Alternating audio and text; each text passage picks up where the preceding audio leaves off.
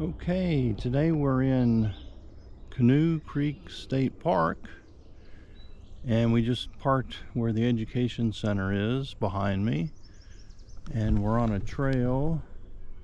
There's a bridge up ahead, and this is the limestone trail. This takes us to the kilns and to, there's supposed to be some lady slipper orchids up here.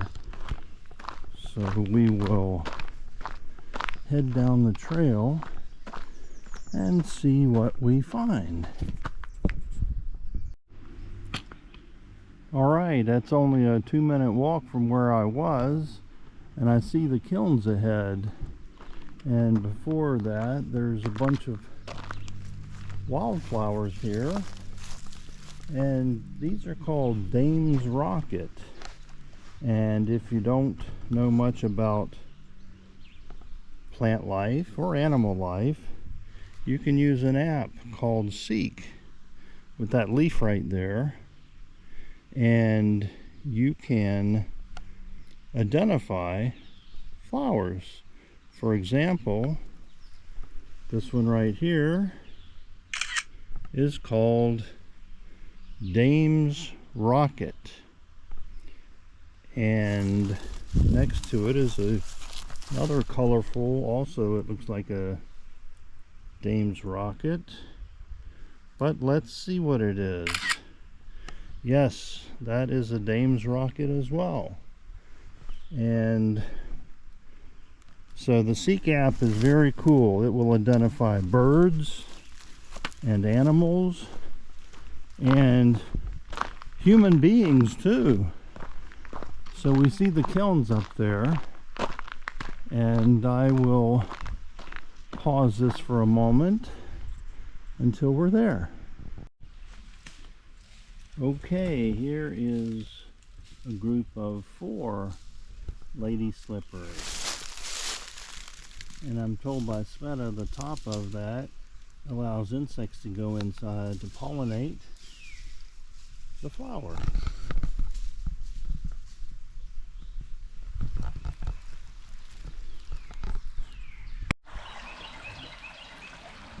We're pausing for a moment to listen to the birds and the babbling brook, the serenity, as Seinfeld would say, serenity now.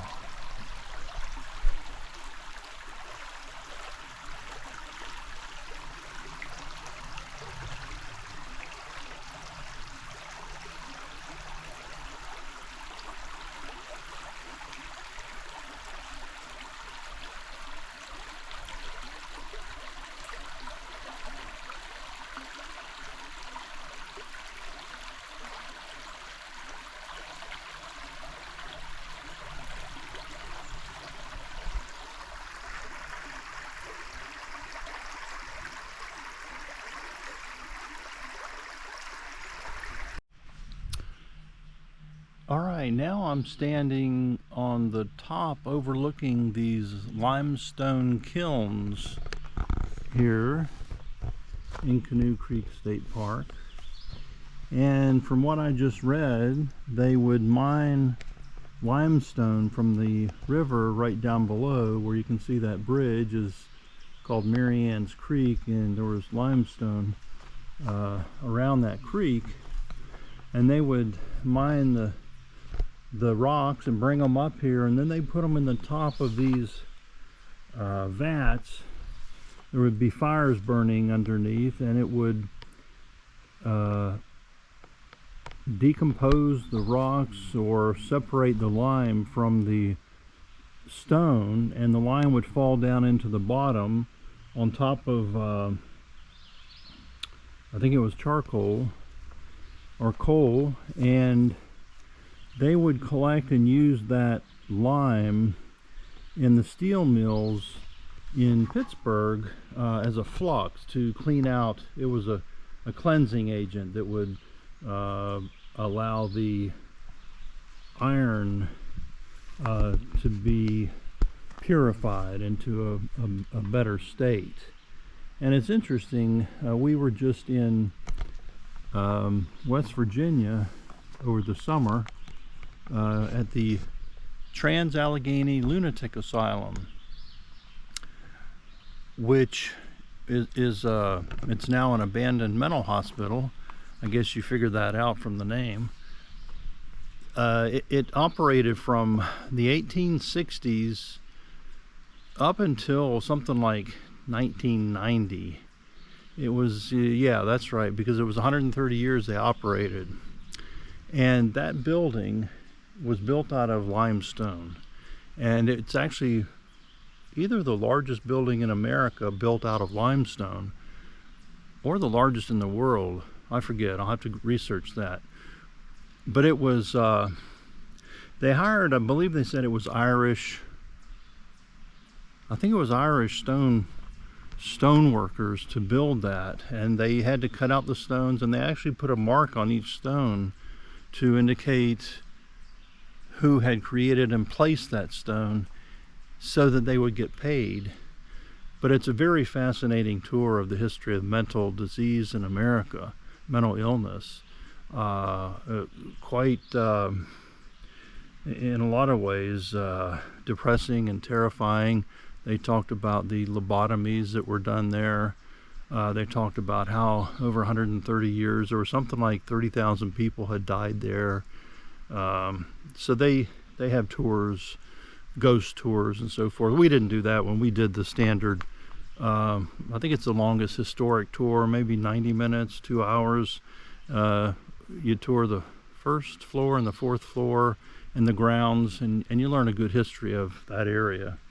But it's interesting how it's like a big jigsaw puzzle. When you travel, you see one thing that's related to another, and it's all just extremely fascinating to me. So this is the limestone kilns, where they process the stones into lime to be used by the steel mills. I think it was Laughlin, Jones and Laughlin Steel Company in Pittsburgh, to process their iron. All right, this is cabin number 1, and over there is cabin number 2. So let's check out cabin number 1. We have a fire ring. I don't see a whole lot of forest for chopping firewood.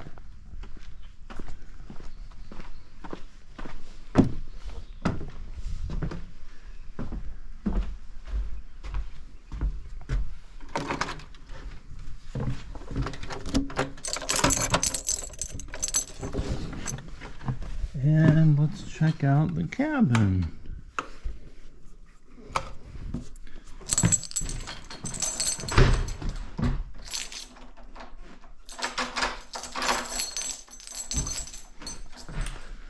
Alright, this is the normal layout like all the other modern cabins. Sink.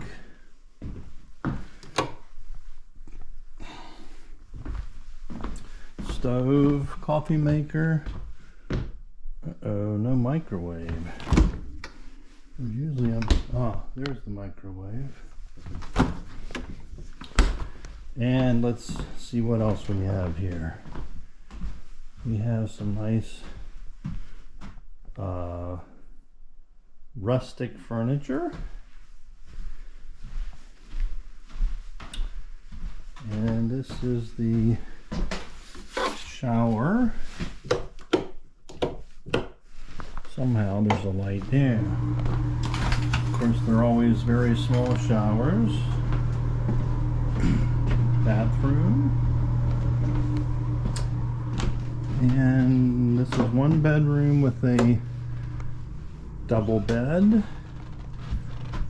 Closet.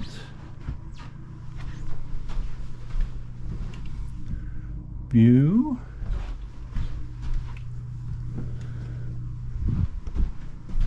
Oh, it even has a headboard. Look at that.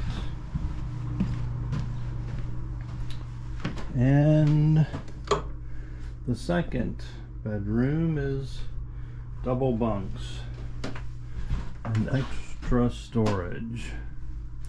So that is the modern cabin.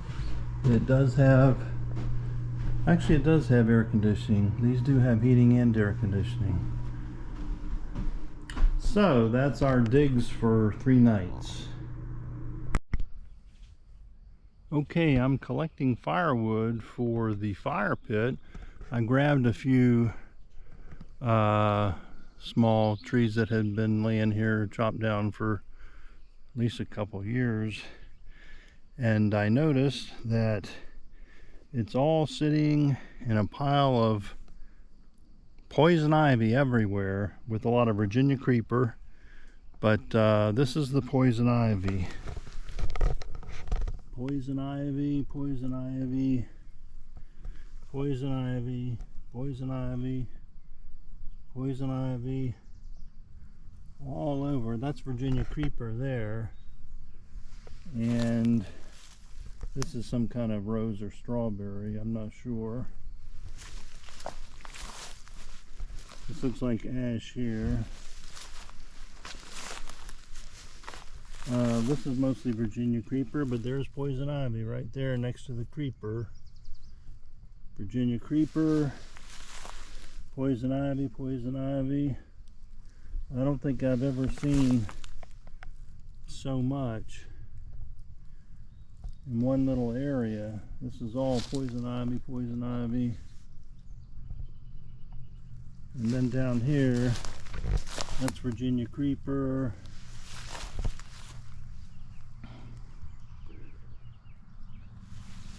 So I need to wash my shoes and hands when I'm done here. Otherwise, some of this oil, that's all poison ivy, some poison ivy there. Otherwise, I will have some itching, which is not good. Not a good thing. Okay, we are at Black Moshannon State Park in Pennsylvania. And this is the Star Mill Trail to the lake, Black Moshannon Lake, and we're in a field of hay-scented fern.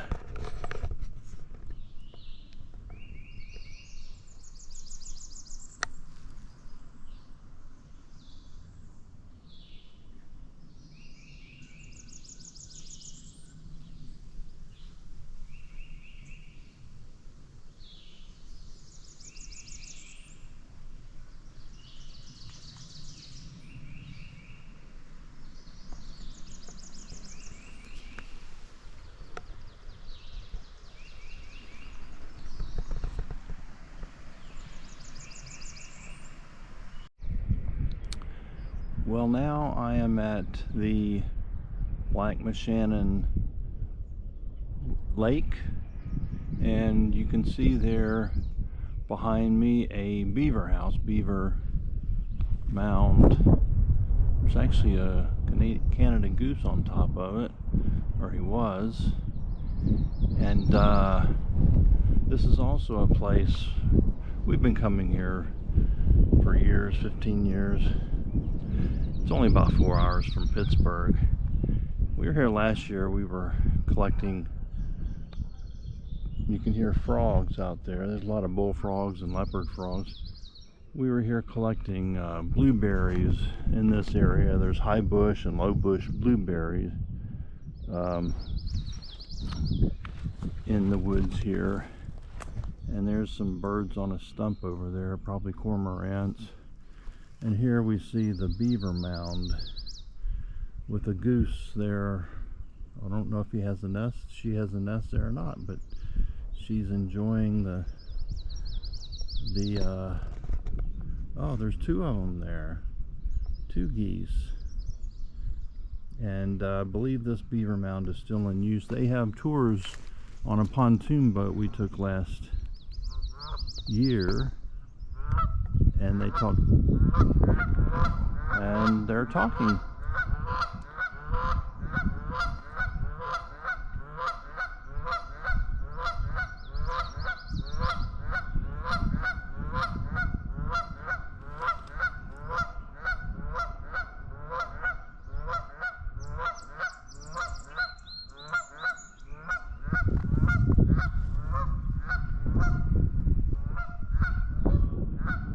So this lake is a dammed lake, probably done in the 30s. We have caught, well, I've caught bass here on a topwater lure, a fat one, I forget the name of it. I have it in my tackle box. What else do they have here? Usually there's ducks. I don't see any today. And there's also carnivorous plants over straight across the lake. There's a boardwalk that's quite nice. I'll have to go over there. And you can also rent canoes after the 15th. No, after the Memorial Day, I guess it is. Or is that Labor Day? And so we canoed here last year.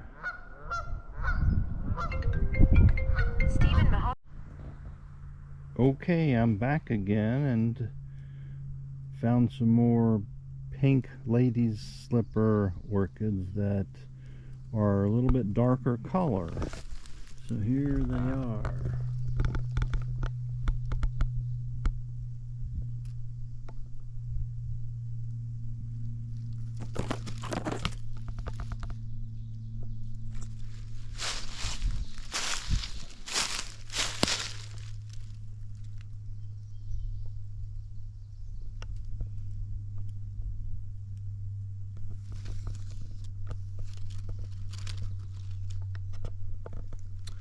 Okay, on to the next adventure.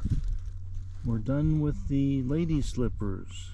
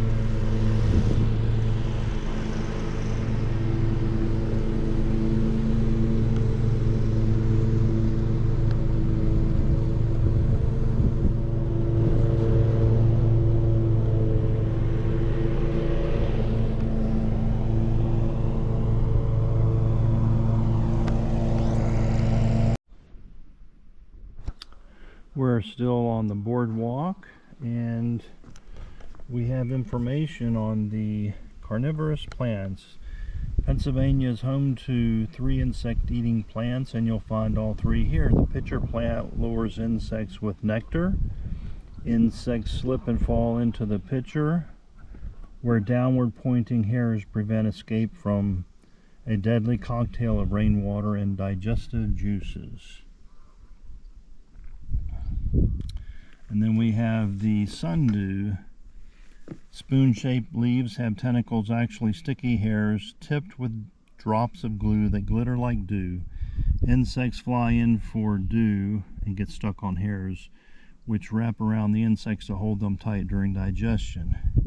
And these are actually extremely small, like the size of less than the size of a pea. And the third type is underwater. Now, I haven't observed these. When a creature touches the hair on bladder warts underwater bladders, the bladder inflates, opens a trap door, and inhales the prey. So here we have the purple pitcher plants you can see right there, and the sundews are down here. to this, the white blooms there we placed there to show where the pitcher plants, the sundews are. They are right there. I don't know if this looks like it's out of focus. I'm not sure it picks those up, but the sundews are right there. Some are over here. Yeah, they're all over right there. There's a bunch of them right there. All carnivorous. Some right there.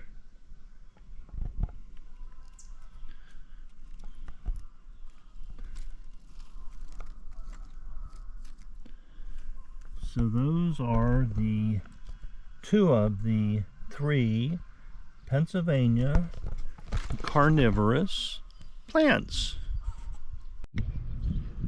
Okay, we're right a few minutes away from Black Moshannon, and we have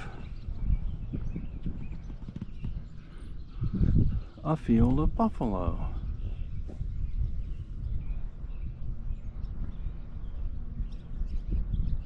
With a couple babies there, 4 at least, 5, 6, 7, 8 baby buffaloes with some swifts here. These look like swifts.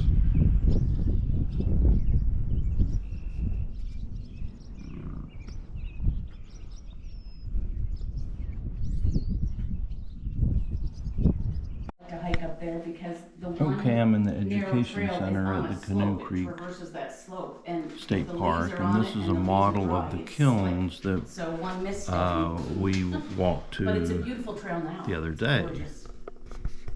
You have broken in. Oh, well, there, yeah. Wow. They just took the boot off. We still have the braces. Oh my. Yes, please be safe. Because I wanted to. Okay, we're in some park. I don't know the name of it, but these are Amish horses resting and having lunch from the folks over here.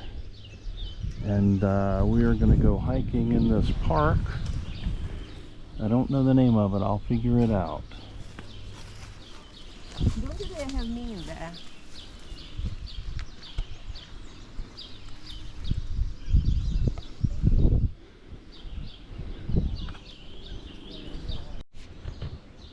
So this is called the Mt Etna trailhead.